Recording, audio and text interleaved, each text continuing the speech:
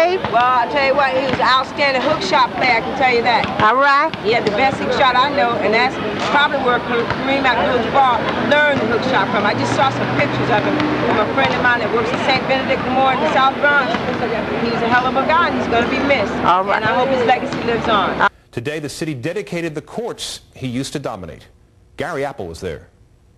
They were playing basketball today at 99th and Amsterdam on the same courts where a legend once played. And it's only fitting that we name these courts here today after the man who played here. And so the city did, today naming these courts the GOAT Courts, after Earl the GOAT Manigualt, a playground legend so grand in stature he had his own Nike commercial, despite never playing in the pros. All we was trying to do was to put something new and different to the game of basketball. Hi, my name is Rodney Young, and I just want to say GOAT Magnifico was a very, very, very good man. He gave a lot to these kids out here and a lot to the adults. May he rest in peace. Okay. I heard why. What happened? No, I said we grew up together. We was like, well, you know, we went to high school together. Okay. We were doing a lot of different things together. Okay. Went to the funeral. I really didn't. I guess actually when I went to the wake, I kind of like realized that he was gone. You know? Because before then, even though I had heard that he was gone, I really didn't believe it until I actually saw him. Earl was he was a special guy for me, and everybody that I knew that knew him, you know, really liked him. Classic example of an underachiever, just like myself. I was able to do a little bit more than he did because some of the things that he got involved in, I didn't get involved in. But that's just the way of his life. Right.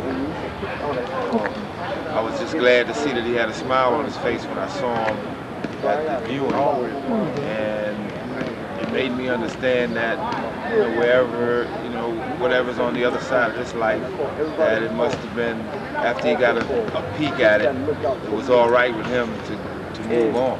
Okay. Okay.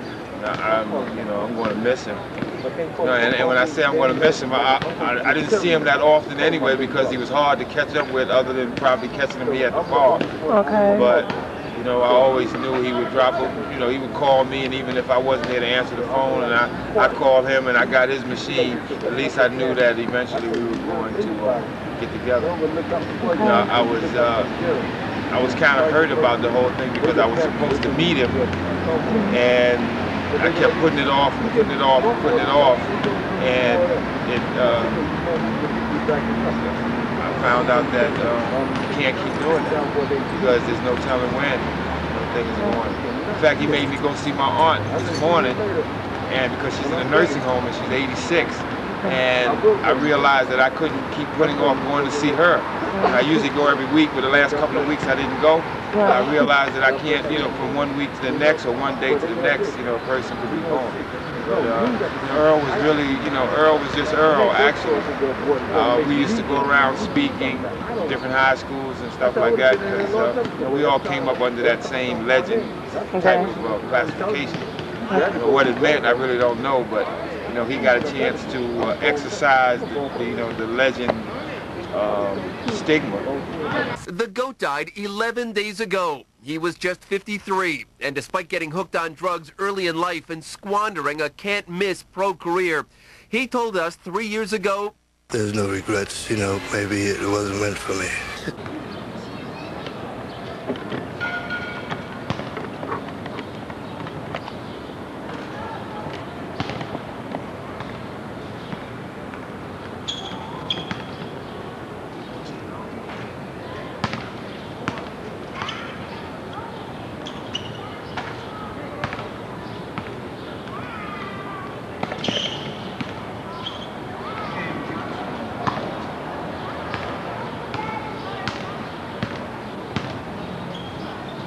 It was like inspiring to the kids around here having the basketball tournament, and I just like to thank him about the tournament. Okay, so? Yeah, let me speak about the GOAT. You know, he's going to be really missed, you know, in the community.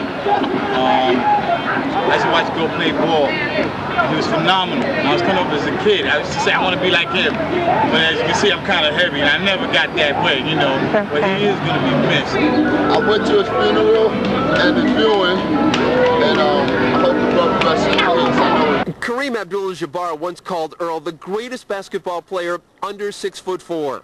Today, after all these years, the stories that are legend live on. He dunked backwards 36 times in a row for a bet. He could take a quarter off the top of the backboard. He had the double dunk where he'd dunk it and then he'd catch it and dunk it again. He did a move where he dunked from the foul line. And the Dr. J and all these other guys that do it is secondary to him, really. I left after that because there was nothing else to see.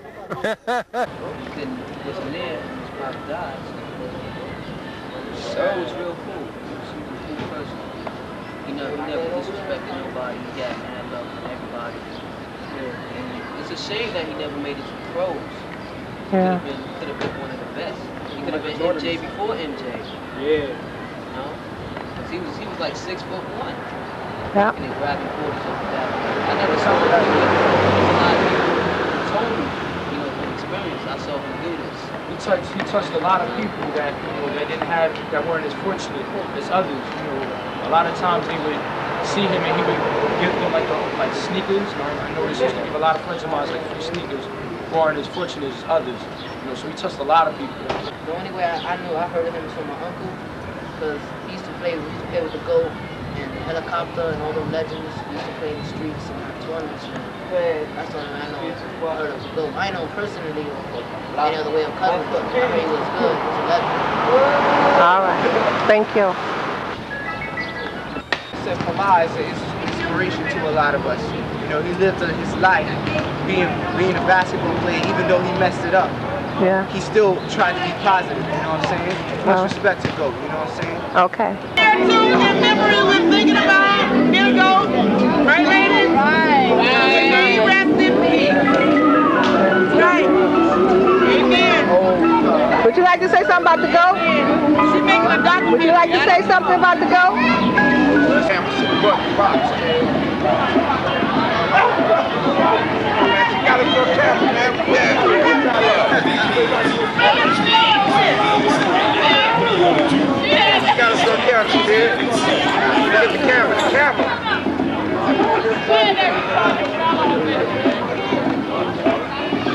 Yeah, I mean, You gotta get over there.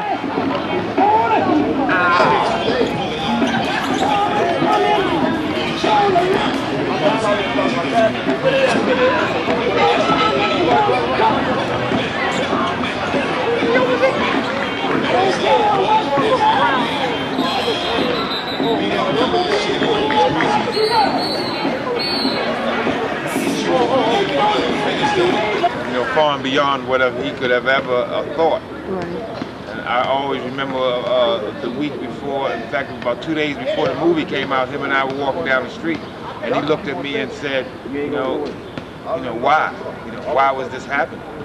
And you know, no one really knew why it was happening, but he was chosen to, you know, to be the one who expressed, you know, the lifestyle that actually exists tremendously in our community. Exactly. I just, you know, I'm gonna miss the guy myself personally. My name is Joe Lewis. Oh, Joe Lewis. Okay. Yeah, and it's just really hard. Yeah. To know that the guy is gone. Yeah. And he's gonna be missed. A lot of people may not realize what he's going through. True. Okay, thank you very much. Thank you. But I met Earl about 25 years ago when I was about 13 when he first came into this bar. Whoa. And he helped take me under his wing and helped make me a good basketball player. Okay. I went to college on a scholarship, and Earl was an integral part of that. And my whole group of friends, we were all involved with Earl for many years, and he helped us move on to the next step. Okay. Now I'm a high school coach and a scout for a lot of colleges, and Earl was an integral part of that. Okay. I really truly miss a friend, and that's all I. What's your name? He's a very important person to me. You know, he put me onto the ball. You know, call me rookie and all that. And I feel good about that. He inspired me to play the game more. All right. What's your name? Juan. Who? Juan. Juan? Yeah. Okay. How long you been knowing him? Time for living here. How long is that? Like 5 years. Okay. So he inspired you a lot to play the game? Stay out of trouble? Help him out in the court, yeah, sweep the court for him. Okay. Okay. Thank you very much. How about the rest of y'all? You saying anything?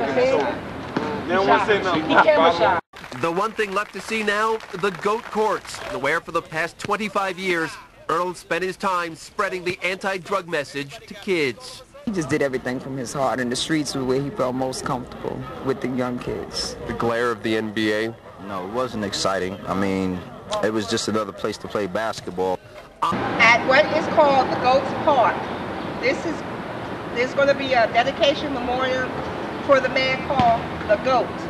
He is a person who inspires many, many people, many, many youngsters to yo-ho. And I was fortunate enough to meet him last year when they did the movie Rebound. Rebound is a story about him, his inspiration, his dreams, his goals, growing up and becoming a very famous basketball player. Then his downfall with drugs and drinking and whatever, and then how he began to rise above and help all the neighborhood kids, people who were not in the neighborhood. He just became a real lifeline for people who maybe other people didn't care about. So I just wanted to say, we miss you, GOAT. Thank you for the time you've given me. Also for the advantage of meeting you and giving me this show. Yo, GOAT! And I'm loving yo, GOAT! Big ups, GOAT! So thank you very much. Big ups, Harlem World.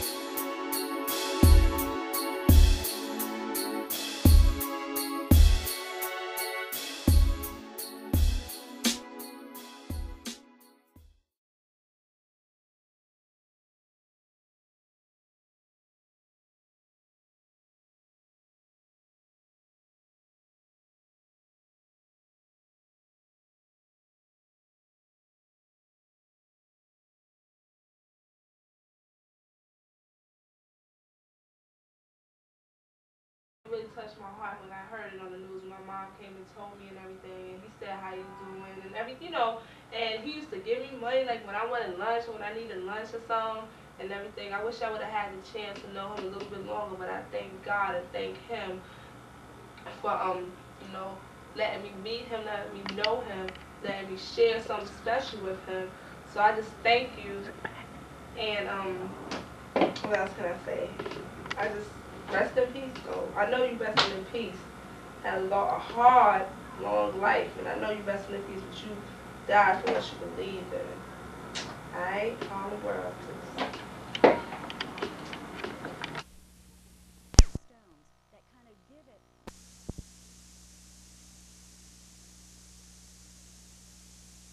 Earl Manigualt was a mainstay at the basketball courts at 99th and Amsterdam until he fell on hard times. Last week, he died. Today, the city dedicated the courts he used to dominate. Gary Apple was there. They were playing basketball today at 99th and Amsterdam on the same courts where a legend once played. And it's only fitting that we name these courts here today after the man who played here.